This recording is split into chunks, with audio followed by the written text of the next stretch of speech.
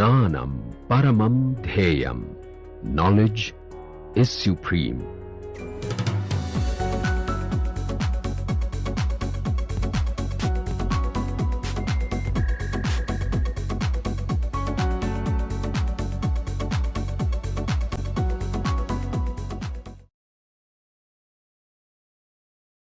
So, in the last class we had stopped with a question, and the question was, is it impossible to get an idea about rotational and vibrational levels of say hydrogen, dihydrogen? Because what we have seen is that when you are talking about diatomic molecules, of course, so far we have not talked about anything beyond diatomics. So, for diatomic molecules, we have understood that an essential condition for microwave activity is that there must be a permanent dipole moment, and for vibrational spectrum, for IR spectrum, essential condition is that vibration must bring about a change in dipole moment. But then it boils down to the molecule must have a permanent dipole moment for diatomic molecules, because if it is something like dihydrogen or iodine, then no amount of stretching can produce a dipole moment in say homonuclear diatomic molecules. Okay. So, we had said that it is possible to get an idea about these vibration and rotational levels, and we had said that it is possible to do it by using what is called Raman effect. By doing Raman spectroscopy, you can circumvent this problem, and that is what we initially thought we will discuss now. But then well, this morning I changed my mind, because there is a more fundamental question that remains to be answered. I think it is better to answer that question before going on to another kind of spectroscopy. So, we have a little bit of change in plan. We take a rain check on Raman spectroscopy for now, and today we ask that question that has been haunting us for quite some time. And that question is, we are saying that all the selection rules are derived on the basis of transition moment integral or transition dipole moment being non-zero. Where did that come from? Okay. We have postponed that in class. Usually that discussion comes first, but my experience is that if we do that first, very often we lose the class, because people think what is going on. So, now that we have established that transition moment integral is a very important parameter that decides which transitions will take place and which transitions will not, let us now try to address this question over the next few classes. What is the origin of transition moment integral? Okay. So, we do that by performing a semi-classical treatment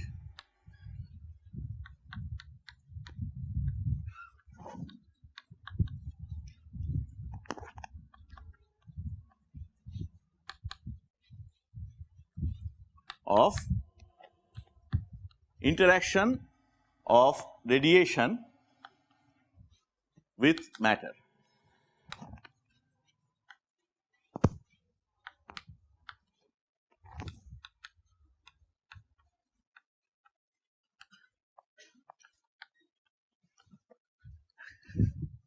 And when I say semi-classical, what we essentially mean is that we are going to model radiation in the classical way. What is the classical description of light? Electromagnetic wave. Light is an electromagnetic wave. What does that mean? Oscillating. So, oscillating electric and magnetic field. Now, you are saying that they are perpendicular to each other, but of course, I mean, and these two are perpendicular to the direction of propagation of light, and that is the description of polarized light, right? In unpolarized light, you have electric field oscillating in all possible planes perpendicular to this direction of propagation of light, and you have magnetic fields that are perpendicular to it. So, that is the description of light that we are going to adopt here. Okay? And for now, we are going to work only with the electric field, and we will tell you why. So, light is modeled as this oscillating electric field. Classical description. What about matter? For matter, we have to use wave function. That is why it is called semi-classical. You can do a complete quantum mechanical description of this problem as well. Okay.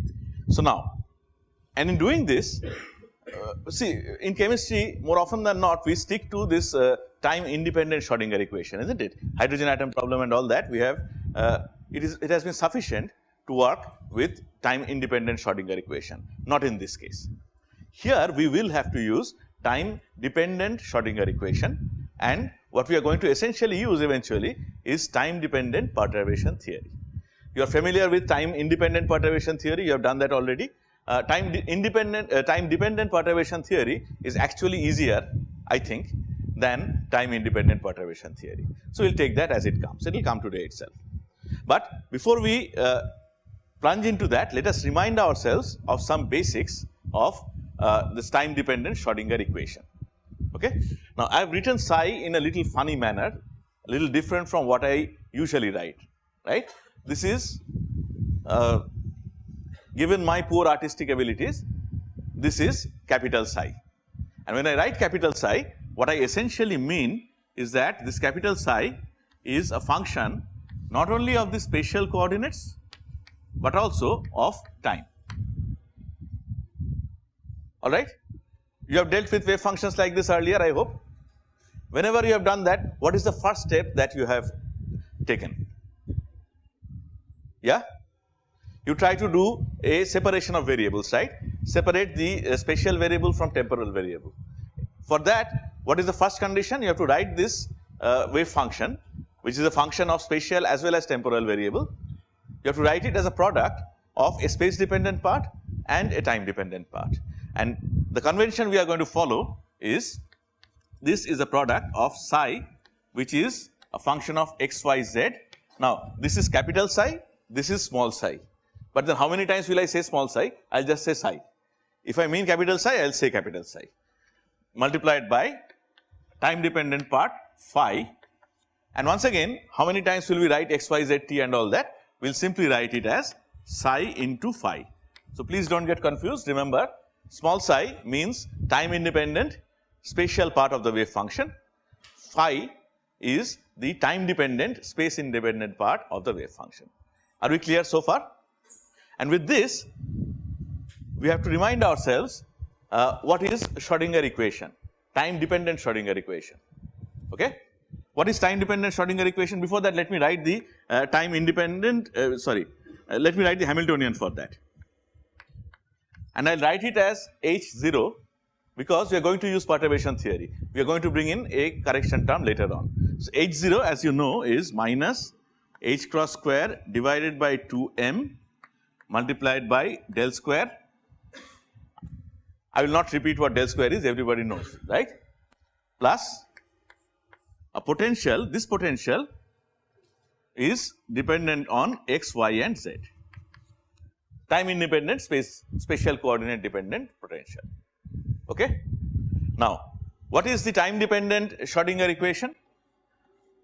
When this H0 operates on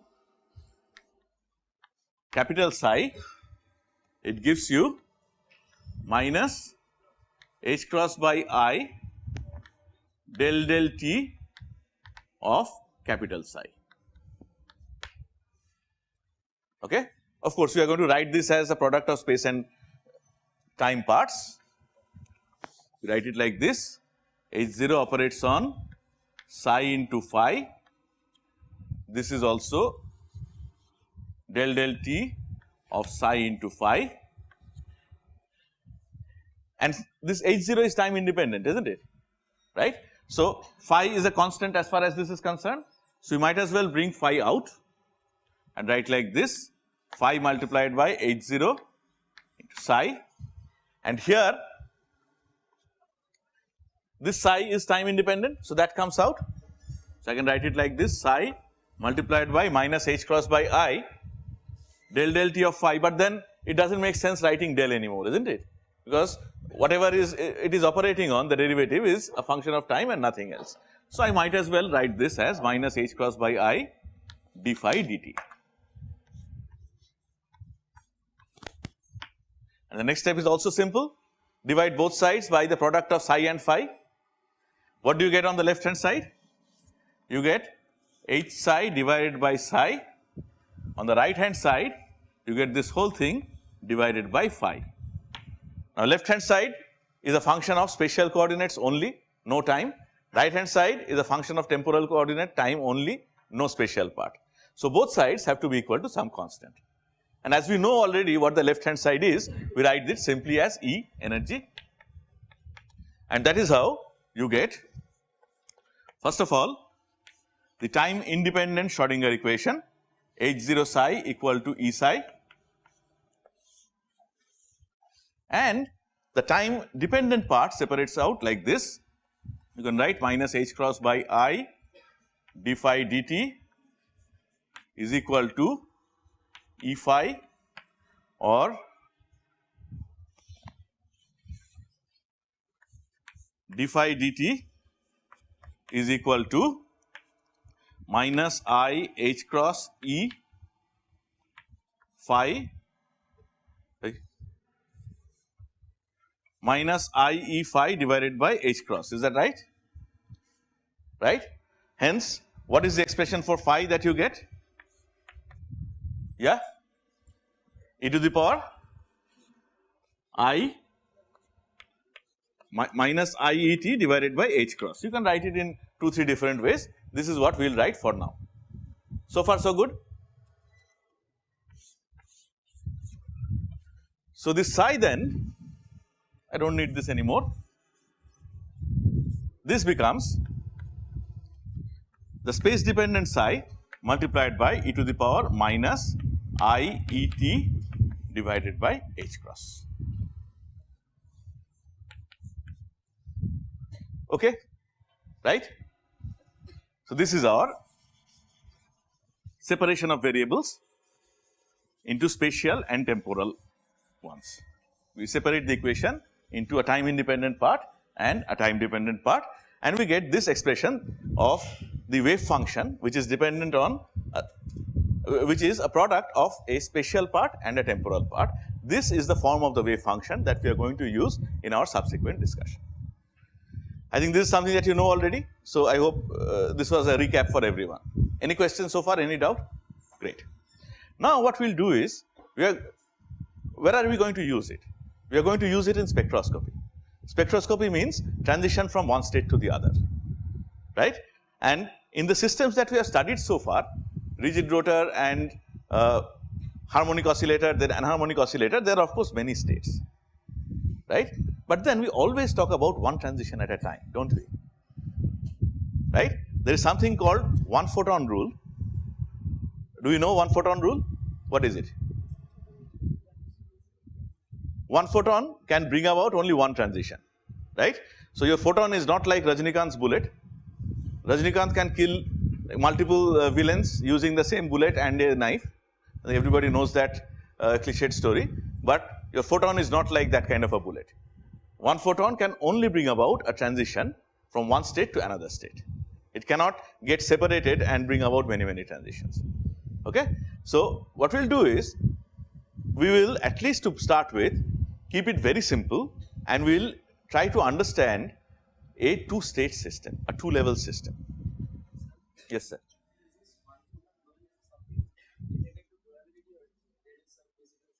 So, physical significance is something that we have studied long ago, that it travels as packets, right? So, what it says is that you cannot split a photon.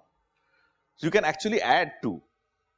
So, there is something, if we get time, we are going to discuss. There is something called nonlinear spectroscopy. Nonlinear spectroscopy means, well, you know this Bohr resonance condition, right? You have an energy gap delta E. If the frequency of the photon is such that h nu is equal to delta E, then it will be absorbed. Sometimes what happens is energy gap is 2 into h nu. Even then, if you use an intense field of light, say laser light, then you can bring about a transition. What's happening essentially is that you can think in the classical way, two photons are adding up to bring about this transition. So, what we do is we invoke what are called stationary states. We will encounter them when we talk about Raman spectroscopy. But then one photon cannot get split into two. Photon is a fundamental unit of light, you can think. Okay, that is where it comes from Planck's law. That is where one photon rule comes from. Okay. So, we are going to talk about now a two-level system.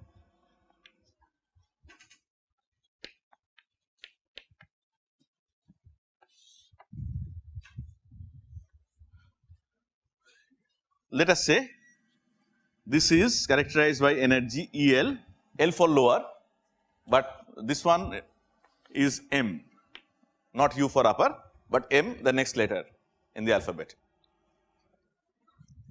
This of course is also characterized by capital psi L, and this is the wave function for this is capital psi M. All right. Let us start with a situation where this level is populated and this level is not, very much like your harmonic oscillator or anharmonic oscillator. So, population of this is 0, population of this is some finite population, some probability of this state being populated. Okay. In that case, what will be the wave function of the system if only the lower level is populated? It will be psi L, right? You do not worry about whether there is any psi M, psi Q, psi R, nothing is there, right? But what happens when you bring in light and cause a transition? What we call in spectroscopy, what we call a transition is, in the language of quantum mechanics, superposition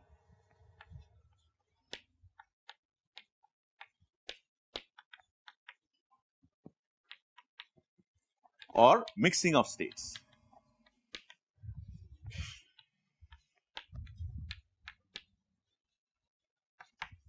What we are trying to say is, this light comes in and perturbs the system, so that this probability of the upper state being occupied also increases. Okay. Now, after some time after you switch on the perturbation, let us say, then what happens? What should be the wave function that properly describes the system?